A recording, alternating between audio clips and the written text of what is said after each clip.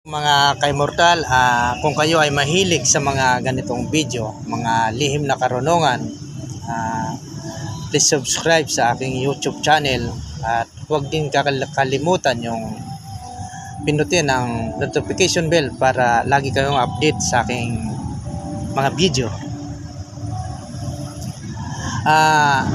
Ang ituturo ko naman ngayon sa araw na ito ay yung tungkol sa makapangyarihan dasal na mismong ang Panginoon Jesus yung nagturo kung paano to gawin, kung paano to dasalin. Dapat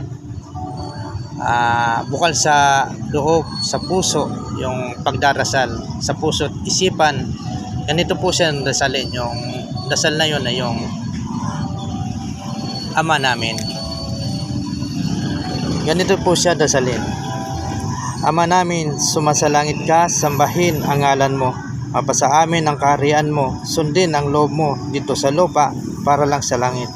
Bigyan mo kami ngayon ng aming kakanin sa araw-araw at patawarin mo kami sa aming mga sala para ng pagpapatawad namin sa nagkasala sa amin, at huwag mo kaming ipaintulot sa tukso, at tiyagaan mo kami sa lahat ng masama.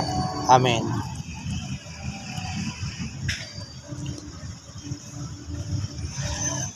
Yun po ang Tagalog sa salitang natin, dinasal.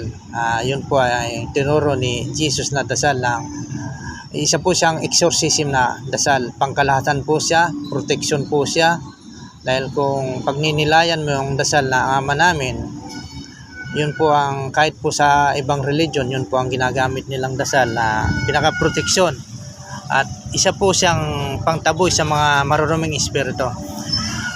Kung mahilig naman kayo sa Latin, isasalin naman po natin sa salitang Latin.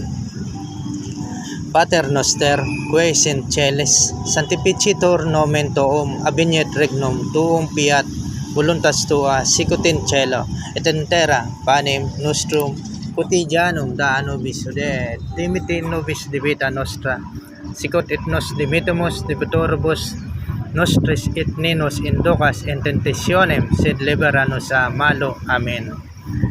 Mas maganda po mga ka-immortal, na yung dasal na Tagalog or English. Kung gusto niyo siya ng Latin, gamitan niyo siya ng Google Translation. Yun po ang pinakamaganda. Dahil po marami pong na nagbabahagi ng mga Latin, lalo na yung mga yung mga ibang paniniwala, nagbabagi sila ng Latin na masama yung kahulugan, masama yung kahinatan. Kaya mas mabuti kung meron kayong dasal na Latin, gamitan nyo ng translation ng Google Translation. At kung gusto nyo naman magdasal ng Latin, meron kayong dasal na Tagalog, translate nyo lang ng Latin. Salamat sa panonood sa aking YouTube channel, sa pagsuporta sa aking mga video. Salamat. God bless you all. Ingat tayo lahat.